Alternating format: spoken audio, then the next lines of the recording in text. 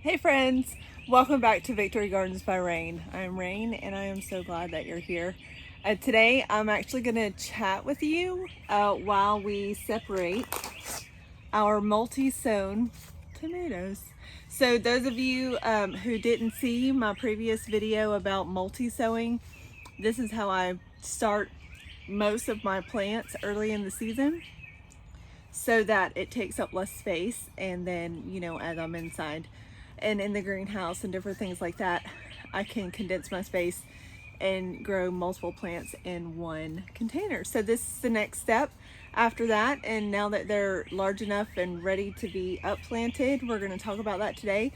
It's just a tidbit, but mostly what we're going to talk about today is planting your garden. So get you a pen, get you a cup of coffee. You can put this video down like a podcast. It is going to be a little bit long, so warning there. But I think the information that I have to share with you is important, and it's going to answer a lot of your questions about what to do and how to do it when it comes to garden planning, and exactly how to figure out what it is that you're wanting to do in your garden. So come along with me. All right, guys, I'm pretty much situated. I got my soil here. Okay, so what we're gonna do to up-pot these tomatoes is we're going to take and separate these tomatoes. See, there's many, my friend says many tomatoes in here, and we're gonna actually gently separate these and up-pot them into these little containers that I've saved from purchasing many plants. And so what I did is I took potting soil. It's an organic potting soil. I can show you the bag. And then I added Biotone starter fertilizer, which is this right here, to this soil, so that they can get nutrition as soon as they need it. And then as soon as we take them back out to the greenhouse, I'm actually going to fertilize them with fish emulsion, which is this. So this is a granular long time fertilizer. This is an immediate drink of goodness. So that is essentially what we're gonna do. I don't know where my separating tray is. I may have stole it.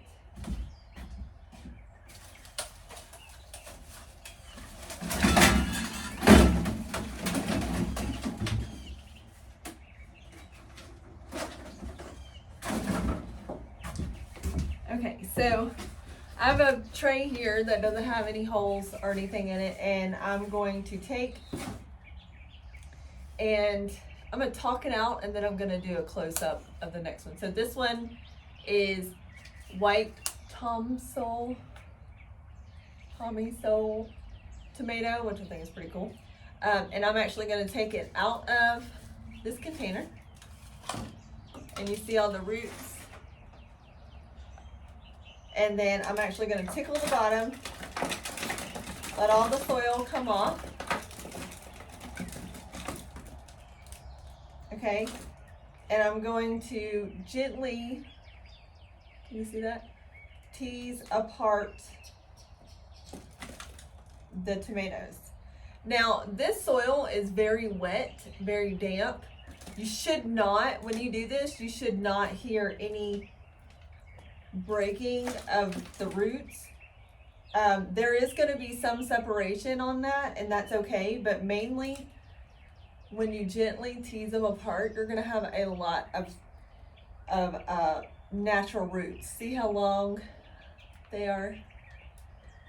And I do this so that, again, it saves up space, and I can know what my germination rate is and that type of thing.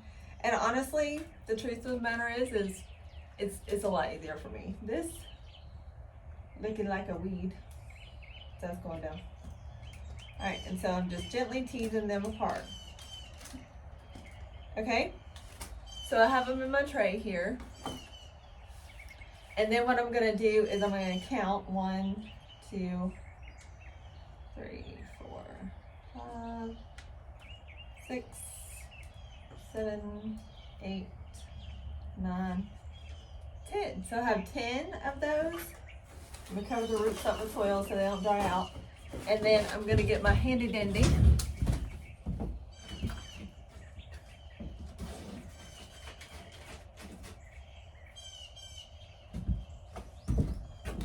label maker and labels. Now I like this label maker because it is waterproof, and I'm dropping stuff, and it doesn't fade at all. So this is quite literally just a $39 one that I got from Walmart.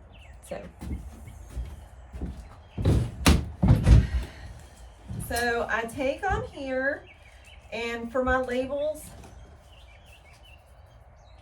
see these seeds I put on here. This is the type of, it's a T for tomato, white Tomasol, I don't know how you say that. And this is the date that I started the seeds. So from February 6th to today, which is March 26th, they have gotten this big in a multi-sowing situation. Now so I'm gonna make labels and do this, and we're gonna chat while I'm doing this. I need to make 9 labels. 1, 2, 3, 4, 5, 6, 7, 8. So close.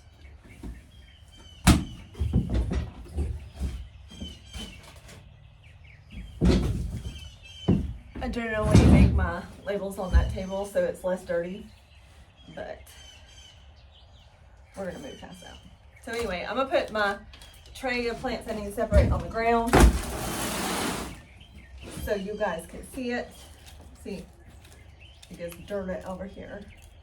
But anyway, I really like this method of starting seeds. You can do this with a lot of plants. A lot of people say, you know, only tomatoes or whatever, but I've done it with tomatoes and peppers, alyssum, daisies, starting daisies. I mean, I multi-sow everything. Essentially what I do is multi-sow it early, and if it doesn't take, or if I'm noticing some sort of problem, then I'll do it differently the next go around. Like this time I multi-sowed.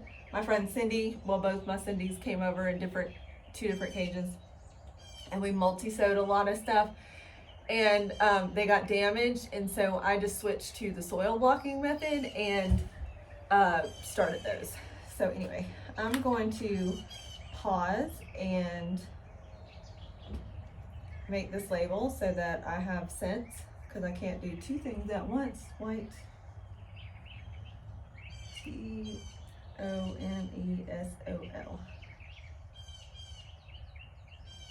And then I don't put the date on the potting up containers, because at this point I'm potting them up to give away or either put them straight in the ground. But the reason why I date them is in the first part is just to know how long it takes to germinate. If it, you know, if I planted it in January and by March there's nothing in it, I'm gonna assume that the germination is not right, or I messed it up, or whatever it is. So anyway, so I'm gonna print 9 copies and grab my scissors.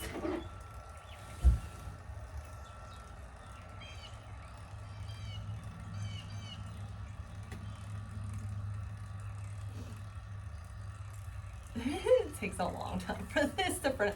I'm eventually gonna get some sort of more efficient way of doing this, but I'm just, right now, these are the resources that I have, and this is, I'm not really sure what God's asking me to do with this whole situation, and so I'm just kind of winging it.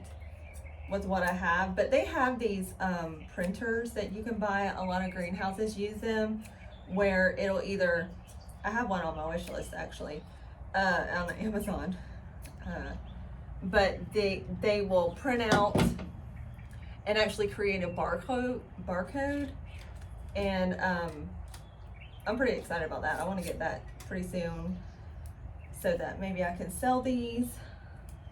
Maybe not, I don't know. Again, just kind of winging it. I just really like this label maker personally, because they don't fade. The tags don't fade at all, and that's fantastic to me. So anyway, like I said, when you up pot these tomatoes, they are going to be put in more soil, so they're going to have a lot more nutrition. It's good to mix in a starter fertilizer for me. I'm a big fan of this Biotone starter fertilizer. I'm not sponsored by them. I don't even think they know I exist. But when I worked at Ace, I actually brought this product in because, and for us to sell at the store, because it was, I believe in it so much. Because one, a starter fertilizer lets out nutrition pretty readily, and it has a lot of root inhibitors, not inhibitors, oh, we're crying in a bucket, root encouragers, I don't know. it gets the roots to get started, and so when you have a healthy root system and it can communicate with the microbiology in the soil, then you just started it off at the best part. So my whole take on starting seeds and starting your own plants at home is to put in all of the work and all of the brain space and all of the thoughts and things that go into it at the beginning, at starting the seeds, transplanting the seeds, labeling the seeds, all of these things, because when growing season hits and you're out there and you're playing in the dirt and it is fun and the sun is warm on your skin and you're thanking Jesus for all the great things, you tend to get, well, I do, I don't know about you guys, but I tend to get overwhelmed and things fall up in the cracks. And so if I'm trying to gift a plant, or if I'm trying to, hopefully this year I'll be doing a lot of recipes with preserving the food that God blesses me with out of the garden. And so I'll know that if I like this tomato and it makes a really great addition to my marinara sauce, that I'll want to grow this tomato again. And then I'll make efforts into saving the seeds, and by saving the seeds and having a label that doesn't fade or anything like that, it just sets me up for success for August me, when she all kind of overwhelmed. But anyway, so that's pretty much my step. So oh, this one's already labeled.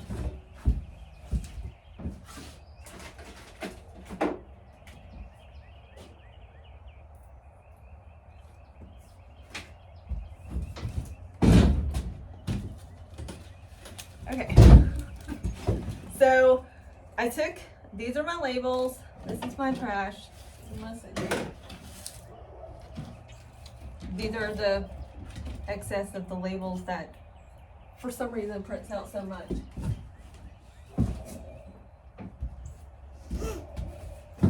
Alright, so now at this step, I take, now I have pre-mixed this soil already. It's got the topsoil and the Biotone starter fertilizer in there. And so all I'm gonna do is fill up this tray right here with containers full of soil. Now this tray holds 18, can you see it? Let me fix that. Still learning how to do this camera person thing.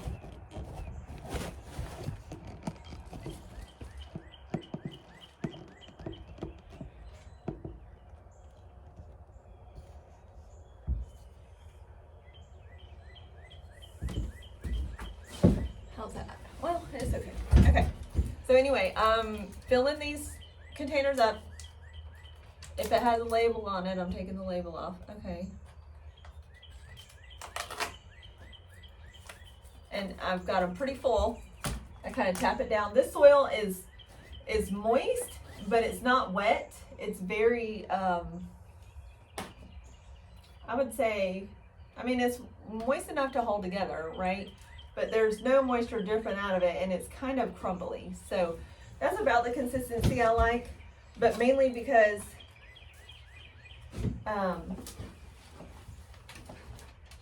it's damp enough for the fine powders of the fertilizer to kind of cling to, and I'm not like freezing that in. But anyway, so I'm going to fill this soil up, and then once I fill the soil up, we're going to transplant these little seedlings into these containers. So while I'm filling this up, I want to take some time and talk about planting your garden. Okay, so we're going to kind of do a double duty with this video. Again, I know it's going to be long, but I'll make a short video of just up potting if you guys are interested in that. Just comment below and I can re-edit it or whatever. But anyway, I want to have this conversation as we're potting up because I think it's very important to have a conversation about garden planning before you even do any of this at all. So it is where I live. I live in the South. I live in Georgia, and it's Good Friday. It's Good Friday is this Friday, and a lot of people are chomping at the bits to start their garden. And there's a lot of plants available to buy now. There's a lot of, like, my favorite store has already got a couple of tomatoes out, and I'm filming on my phone and I've got stuff popping in. But anyway, so I wanted to have this conversation with you guys now because we're fixing to be overrun with impulse plant buying. Now, there is absolutely nothing wrong with impulse plant buying. As a matter of fact, I encourage it as long as your budget allows, because that brings a great joy into what we're doing.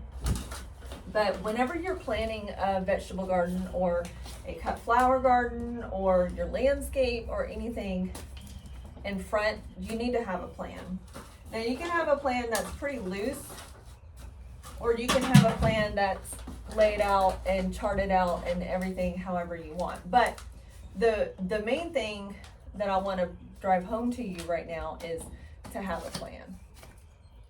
Now, my heart, I hope that's not as loud as it sounds to me, but my heart is vegetable garden. I love to grow veggies. I'm only just now learning how to really use them outside of eating fresh, but I love it. I healed in the garden. My dad and I learned how to garden together when he was sick, and then after he passed, I used the garden. God allowed me to have the garden to grow closer to him and to heal from my dad's loss. So I have a huge love affair with growing food, and I think that's wonderful. And the state of things and where we are right now, which I'm not getting into that, it's a good idea to grow food. I highly encourage you to go and, if God's prompting your heart, to go ahead and grow your own food. Now, with that being said, if you're feeling the prompt that God is calling you to grow your own food, I think it is very important for you to really make a plan. Okay, and it's so important that I actually typed out what I want to say right here as kind of a guideline, because I don't want to miss out anything. And the reason why I'm spending a lot of time in doing this is because I feel like if God's prompting you to move forward into something that you're unfamiliar with, or that you are a little fearful over, or if you don't have any kind of knowledge or confidence or anything over it, then if God's calling you to do it, then God's calling you to equip yourselves with information that's going to build you up and be able to steward this calling in the best way possible. Now, like I said, I love growing food, but I'm not great at cooking it.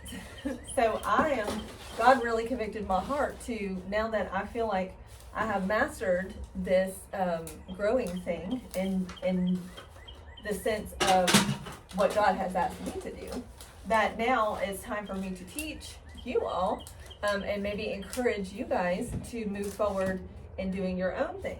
So anyway, I say all that to say, I'm a little long-winded, but I say all that to say that having a garden plan is extremely important. Because when you're growing food, and I'm up potting this tomato to get ready to plant out in the next few weeks, I need to know when these fruit are gonna come, and when it's time for me to block off some of my schedule to preserve this food that God spent all his time, all his blessings on giving me. And I need to be able to know when, when's the best time to pick the food, how to preserve the food, how to do these things. And it all comes on a schedule. I learned very much the hard way that right food will not wait for you to figure out how to do it, to preserve it. And so when I'm planting these tomatoes this year, I already have a preservation plan in place. So scripture says that when you pray for something, you pray with expectation. I think that's in Mark, I'm not sure. Hopefully I'll put that scripture down below. But when you pray expectantly that God is going to answer that prayer because you are praying within the will of within the will of God, then you need to prepare for that abundance. You need to prepare for that blessing that you're asking God for. So I am praying specifically over this garden that I will be able to steward it well enough that I can grow enough food to preserve for my family for a year of whatever it is that grows in here, and also to be able to give forward and bless forward to those who don't have the resources to grow fresh organic food. I feel so passionately about that I am literally praying over this garden and how God wants me to steward it every single day, multiple times of the day. And it's because I have that desire. God put that desire in my heart to share forward. So I share all of that to say that when you're planting a garden, that's important information to understand. That's important for you to know, like, what are you going to do with this tomato plant that you just bought? Like, how are you going to harvest it? How are you going to prepare it? What home are you putting it in? How's it going? So the first thing I want to start out with in an actual set step plan for you is to ask yourself, why do you want to start this garden? Why? Did you go to a big box store and see an outrageously priced tomato and you're like, oh hey, I want to grow a tomato plant on my patio and harvest a couple of tomatoes because that's what my favorite aunt did, and I miss having a good tomato sandwich, and that's your reason. You felt that prompt then, and that's what you want to move forward to, and then good, okay. But if you're feeling the prompt in your heart that you want to dive deep and provide food for your family and be able to jump on this homestead wagon, which I highly encourage you to do, then what's your plan? What are you doing this for? Are you wanting to start a garden because you went in December and bought bought 3 organic peppers and they were $8, and you about had a flippin' stroke, because I did. That's what I did. And you know what I did to handle that? I paid that $8, right? But you know what I did? I came home and I seeded an entire pack of bell peppers, because I ain't doing that again. I'm not paying $8 for food that my God blesses me as long as I put the seed in the ground and provided a space to live. Okay, so I feel passionately about the prices of groceries right now. Are you out of your mind? It's crazy out there. Okay, so that's one of my motivations, is to provide nutrient dense food so that my family can be able to live in a healthy manner. You know, I mean, I've got health problems, man. I can't be going broke trying to have nutritious food. You know what I'm saying? So I'm very, very motivated by that. What about you just want to have a garden so that you can participate with creation, that you can just watch God develop these plants and grow closer to Him? Yes, do it. Okay, but what's your motivation? All right, that's what I want you to think about. Why are you wanting to start this garden? What is it that you're doing? Because if you're, that one goes in here. If you're planting this garden, if you have these big grand plans for a garden, or if you don't and you just want a tomato plant, what's your reason? Because let me tell you, and I'm just being real with you. You guys are hanging out with me in my little potting shell over here. Shed, not shell, although that would be cute. What's your reasoning needs to be what you're clinging to when it gets hard. Your reasoning needs to be your comfort. And I say comfort on purpose, because you're going to have that tomato plant, that one tomato plant that you just paid an outrageous amount at a big box store, is going to struggle. You're going to have pests. You're going to have to fertilize it. You're going to have to water it. You're going to have to care for it. You're going to have to do all these things. Okay? And it's going to be hard, and it's going to be frustrating, and you're going to get discouraged. So what's your reasoning? Why'd you start? Okay? Now, if that intimidates you, honey, don't go down that path. Okay? Just figure out where your heart's at. And if your heart's in a great spot, and you're you know, like me, and you have this driving force within you that you really feel like God's calling you to do this as a ministry, then that's powerful. Okay? But if you're just at a point where you just want to have a little bit of joy, that is powerful too. Okay? You need that joy. I have a friend, I love her so much. She grows nothing but flowers, and she's so good with flowers. She's the cutest thing I've ever seen.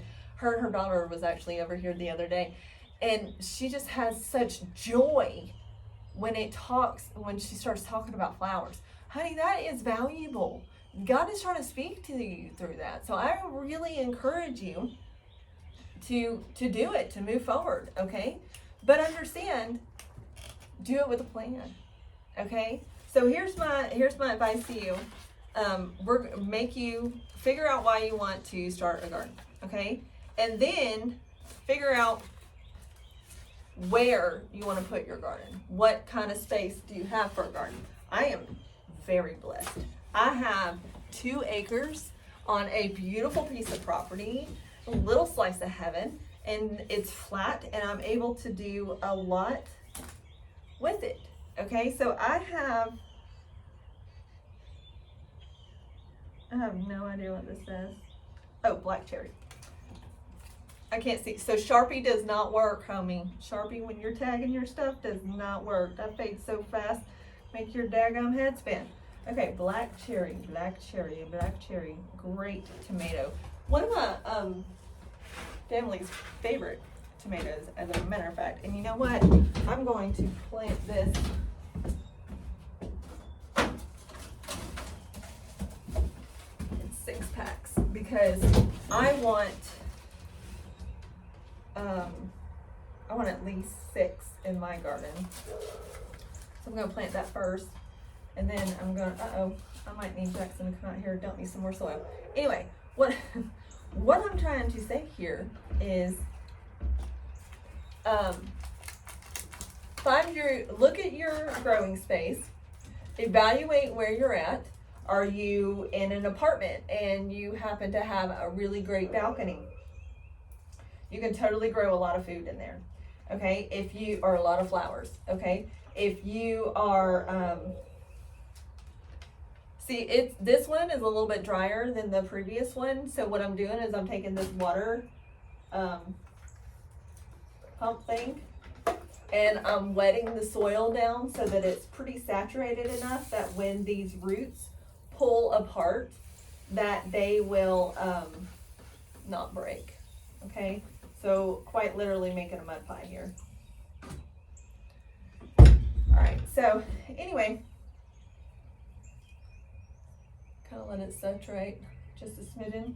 Let me set that down for a second. So look at what your growing space is. What do you have room for? Can you grow a bunch of flowers? Can you grow a bunch of vegetables? What? I don't know. I don't know how much can fit in my spot.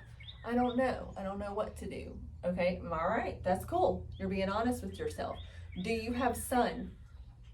My old place, I didn't have a lot of sun. I had literally 6 hours at the most of where I grew, and you can look at some of my old videos. It was a very productive garden. So you can grow food in pretty much any kind of space.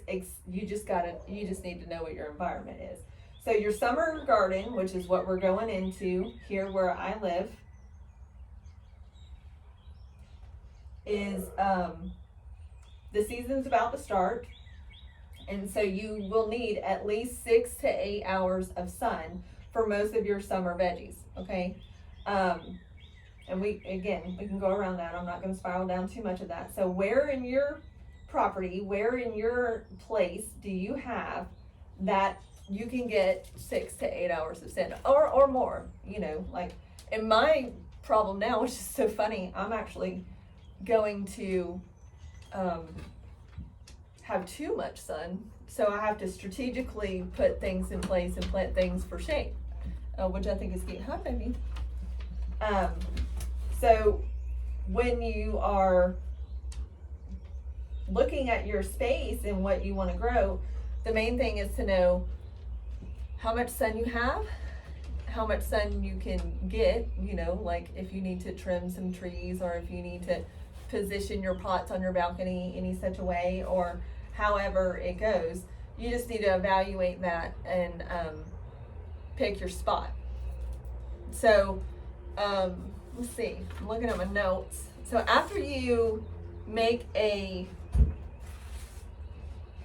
you pick a spot, you know where, okay, so let me just go back through. I don't think I touched this. Let's talk about the location for a bit. Picking a site that is visible and close to your home is important, okay? I wrote that down, and I'm so glad that I did, because I completely forgot to say that.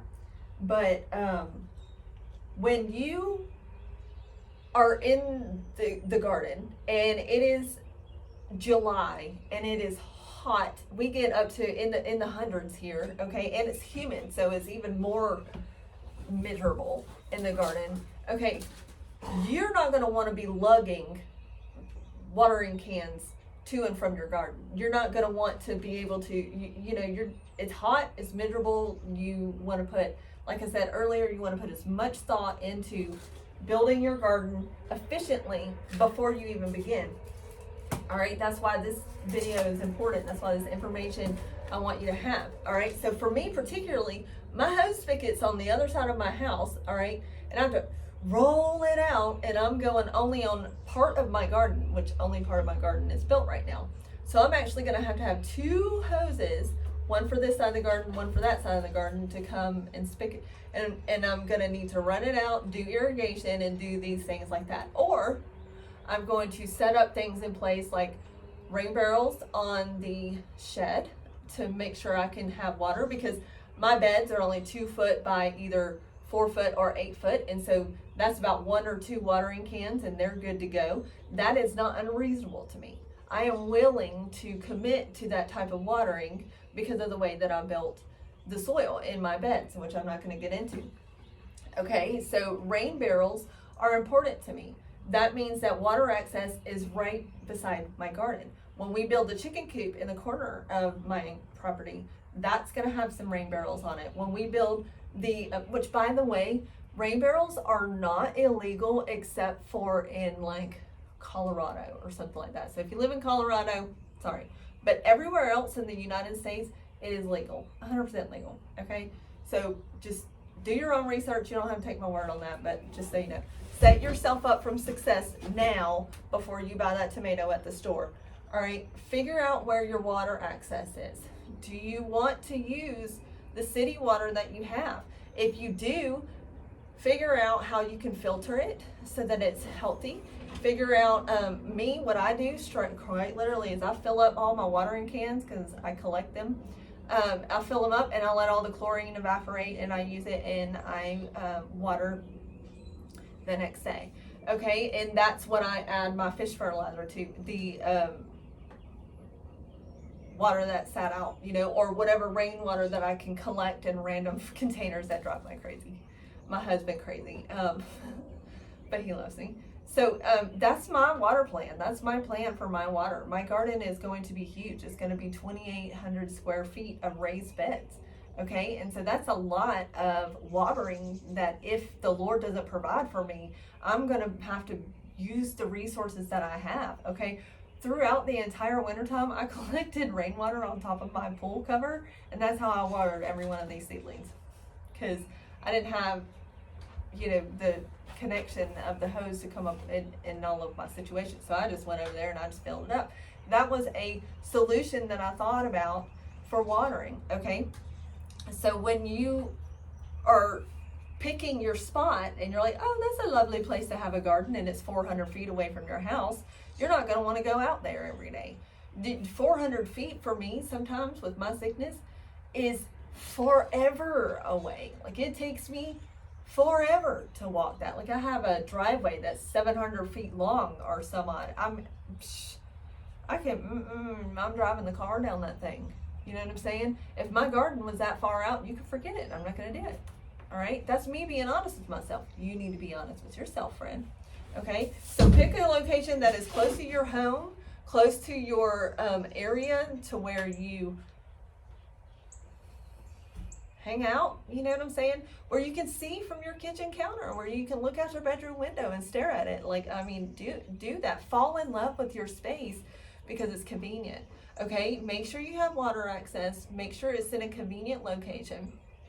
Make sure that, you think about things like where the sun comes up, where the sun rises. Are you going to have evening shade or are you going to have morning shade? Because none of these things are necessarily negative. You just need to know this information so that you can plan accordingly. Okay? Now, I'm spitting a lot of stuff out to you, but honestly, the things that I'm saying is use your common sense. Think ahead. Think about what it is that you want in the end goal, so that when you are in the midst of all of this, you've already prepared yourself. Okay, so you want to pre-think and prepare for all of these hard things that you will come into when you're doing your garden. You will get hot. You will get frustrated. You will have a period of time where there's not rain and the seeds that you just put in the ground are not going to germinate. You're going to walk through that because that's a cycle of gardening, my friend. Okay, that's just how it goes. When you think about these things in the forefront of this adventure, then you've already eliminated these boxes that are obstacles. Okay, and so then you're able to just kind of cruise right past that particular obstacle because you've already thought about it. I pray not to have to worry about water, because as soon as my husband gets some time, Lord have mercy, we're so busy right now, the rain barrels are the number one thing that I have on my list right now, because I've got garden going, I've got food going in my yard, and I want to make sure that I'm watering with nutrient dense water, which is rainwater, and not the chlorinated water that comes out of my tap. But you know what? It'll work in a pinch. Okay? But I've already thought about that. So that's what I'm saying. Think about your location. Think about your water access. Think about how much sun you're going to get. Think about wind. Wind was never anything on my radar until it picked up my greenhouse and tossed it 10 feet down and ruined most of my seedlings. I was blown away. I was literally standing in the middle of my garden and watched it happen. Not a single hair on my head was stirring because the wind didn't hit me. The wind hit my greenhouse and it tossed it. What in the what? Okay, I have to think about that now. That's the thing that I have. So now I know that there's 40,000 logs around my greenhouse to make sure that it doesn't flip again. Okay, now I know that. Now I know this site is flat. And so therefore that means wind is going to be coming through here.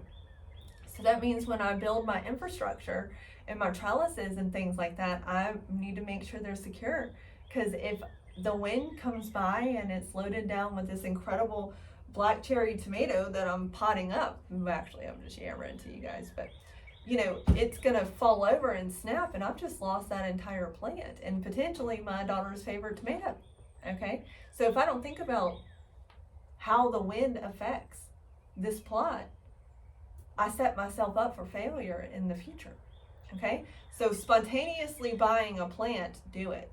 All right, if your budget allows. But think about, before you put that plant in the home that it's going to, think about the end result. What's going to happen? Okay, let's see. The available, I'm just going back to this, the available of water can make or break your garden. It will make or break your spirit. Okay, setting that, oh, there's a sermon in that right there. Okay, but water for your plants need sun and they need water. You don't have any control over the sun. It's going to rise, it's going to set. Okay, but you have every control over collecting and putting yourself up to success by getting some water, because it's right now it's March, and so it's done nothing but rain. My yard is a sopping mess. Okay, so if I don't collect the water now, come July when there is an actual drought going on, you know, did I steward what God gave me the abundance of well when it was raining? You know, so think about that. So making a garden plan, what does that look like? So if you're sitting at home and you just Googled, I gotta start doing something or I'm not gonna be productive.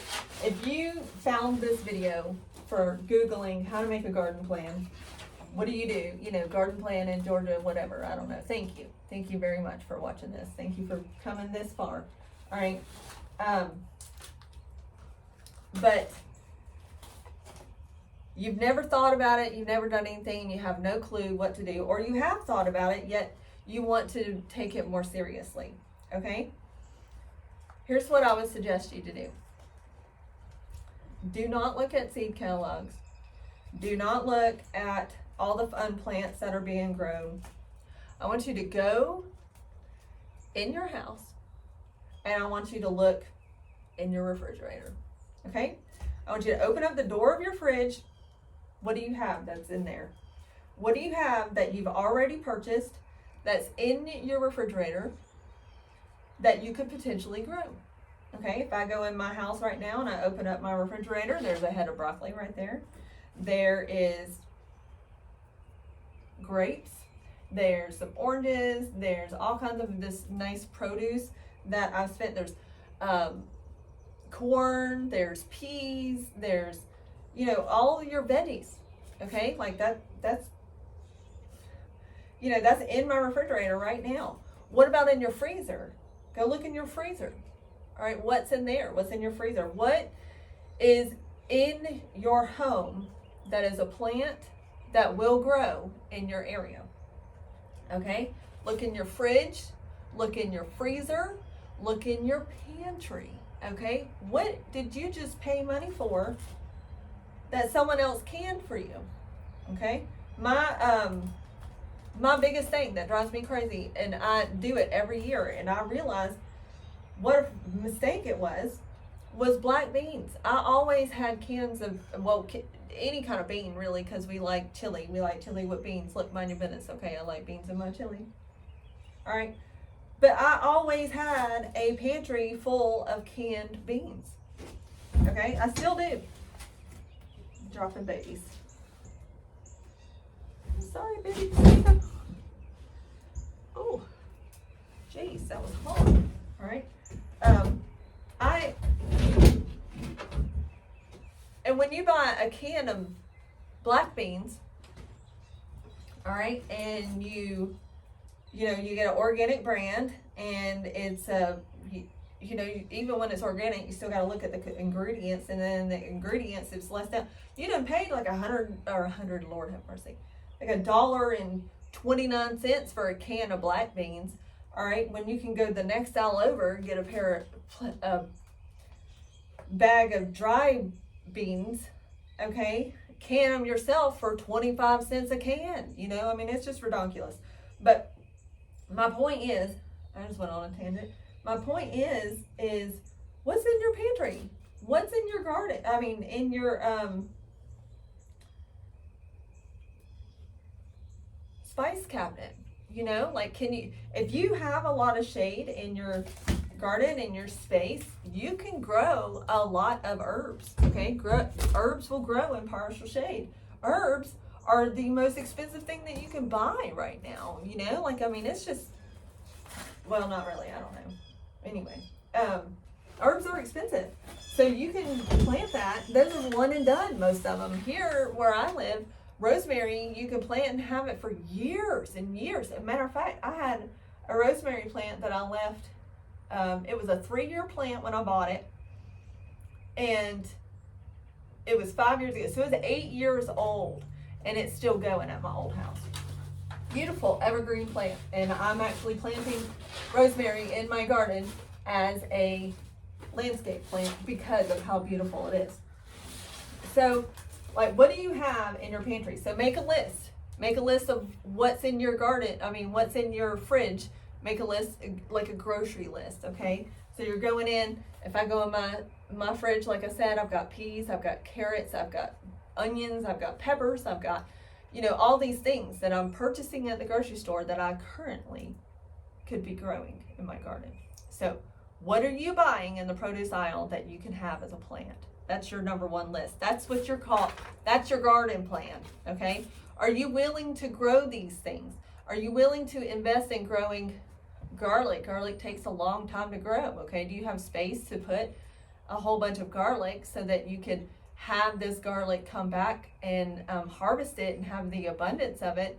Do you have the space to permit to grow it? If you do, honey girl, grow it, okay? That's your grow list. Your grocery list should be your grow list. For example, I am not a huge fan of tomatoes.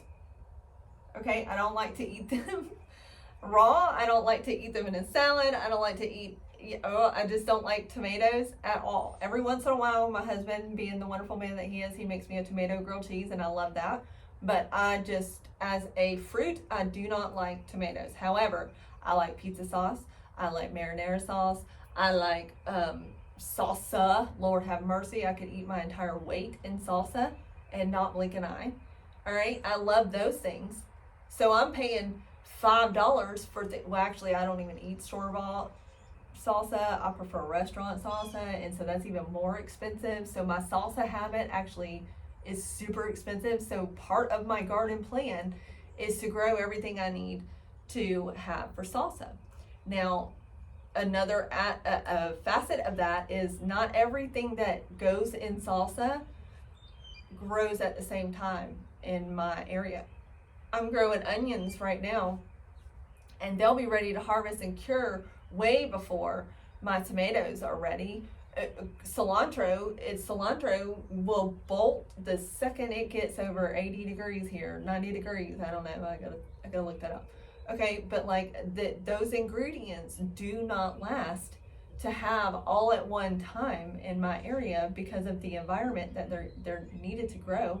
So I have to preserve some of it, eat some of it fresh, preserve, you know what I'm saying? Like canned tomatoes so that I can have this for that, because restaurant salsa you cook, okay? Like, I mean, there's just things you have to think about. Well, that's on my grow list. I am growing every single thing that I need to grow salsa so that I can save my family, $20 every time we go to the Mexican restaurant because they have the best salsa. Okay? Like, I need to learn how to do that. The other thing that you need to know when planning your garden and making your list, okay, is understanding what grows in your area. So if you're in Georgia, you pretty much have we have a 200 some odd day growing season. So that means of summer veggies. You can grow all year round here. So that means that I have enough time that I can do several rounds of determinate tomatoes. I can do several rounds of yellow squash. I can do, all these different things so that I can get in succession sowing a sufficient amount of money to where, produce, to where I'm not spending money. Okay, so make that plan. How long is your growing season? Well, what does that mean? What's a growing season? A growing season is the dates between your first frost and your last frost. Now keep in mind, this is just for your summer veggies. This is for your regular garden that people have where you grow corn and warm crops, okay? You have fall, you have spring, summer, fall, winter garden, okay? In Georgia, we have all those. All right, so in the summer garden, in the spring summer garden, I have 220 plus days that I can grow. All right, so I know that because my last frost date, according to some websites, is May 30th. So that means this Friday.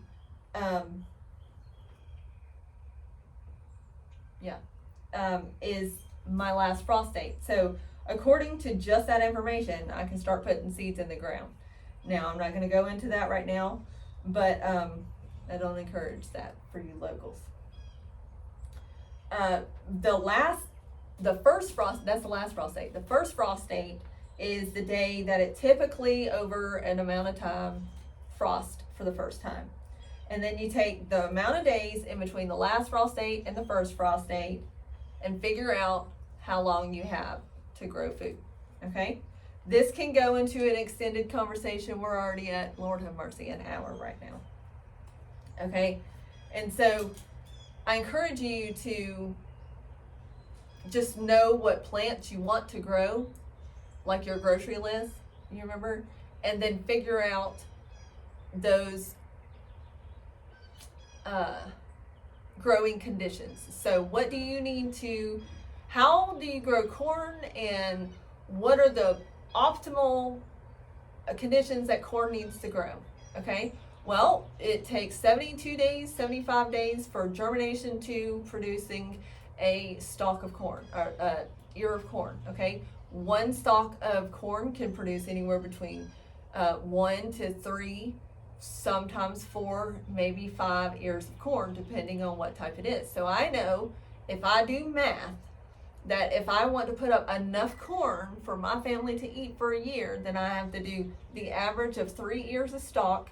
That's how many seeds I need to put in the ground. 1 seed equals 3 ears, okay? So that means it's times 3. I put 10 seeds in the ground. That means I should get 30 ears of corn, okay? That is just a simple way of understanding the growing, like what grows in your area.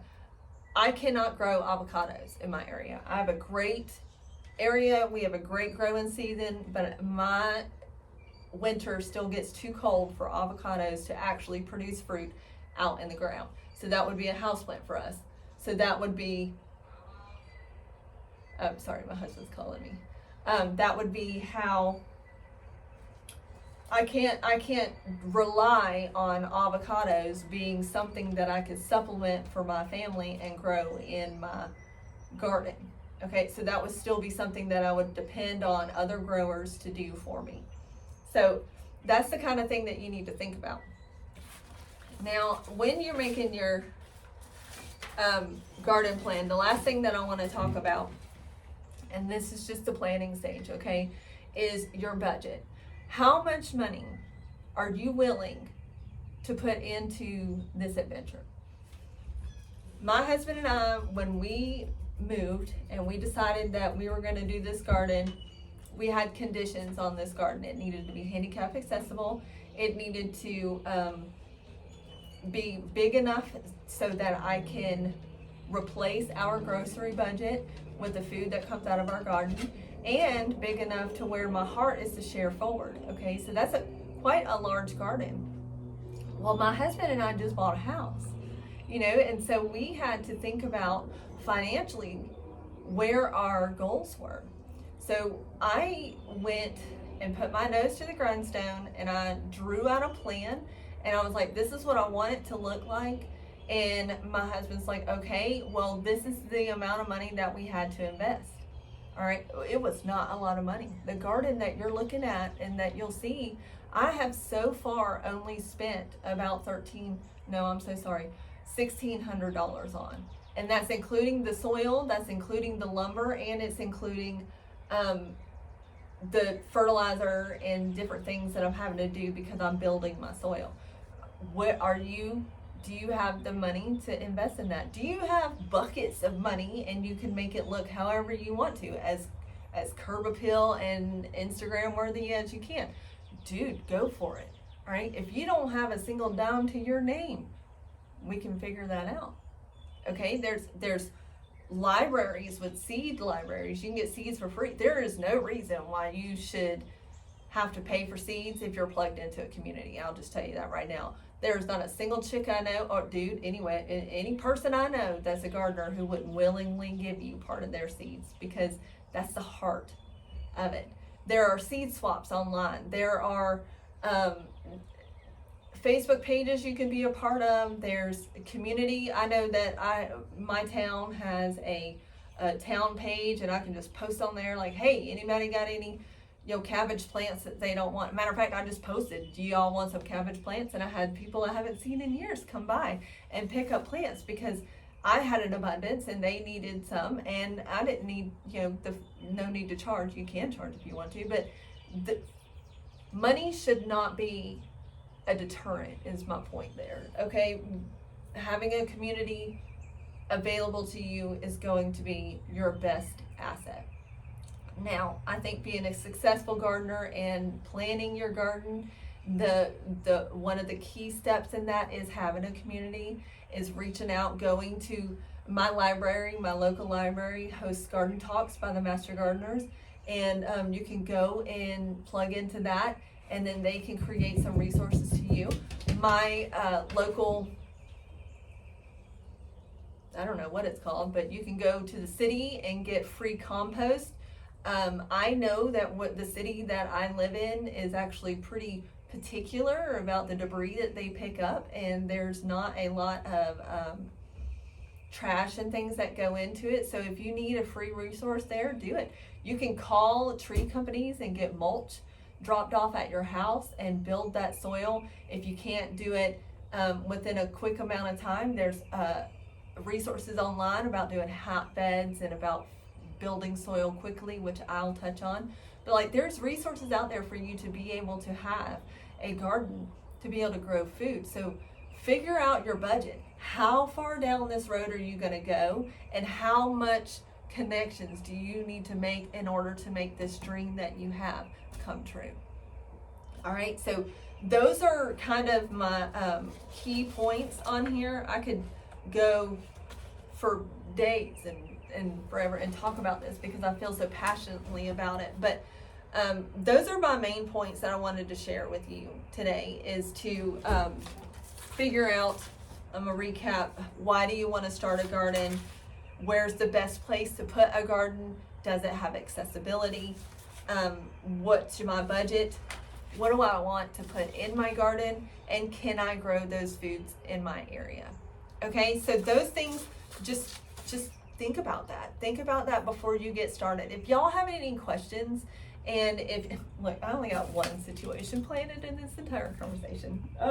But if you have any other questions, or if you have any other suggestions or anything like that, please comment down below. Please hit your like and subscribe button, because I feel like I want to build a relationship with you guys, and I want to see who you are, and I really appreciate the support for those who do push that like and subscribe button.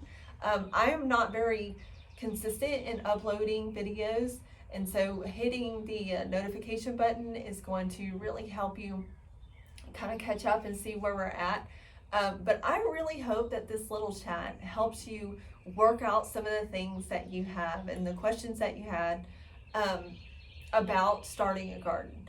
I really want this to be an encouragement to you so that you can steward well and fall in love with a garden like I did. I made so many mistakes as a new gardener, even following an experienced gardener like my dad. But he was a mass ag gardener. He was a tobacco farmer. And so the ideas that he had and then what we had available, it was kind of hard. And so we stumbled and we kind of walked through failing in the garden for years before our garden was really, truly productive. And so I want to help you guys be able to think forward enough so that you don't fall into those same obstacles, and so that you don't have to make the same mistakes that other gardeners have or you have in the past. Because y'all, just being real, we're being called. If you're watching this video, it's because God's calling you and because you have an interest and you have a desire. And I truly, truly believe that if it is good, if it is holy, and if it walks alongside of what the Lord's word says, what scripture said to us, then that is a calling, that's a desire that was planted in your heart from God. And if you want to steward the land, and if that is what you feel like you're being called to do, then let's do it wisely. Let's do it in a productive manner. Let's do it in a way that we can work together and be able to really, really impact our families, our nutrition, and this goal that we have to grow food or flowers or whatever it is that you want. Just let's make a plan. So thanks for hanging out with me today. I hope you guys have an incredible day. I truly thank you for hanging out. May you guys be blessed, and I hope to see you next time.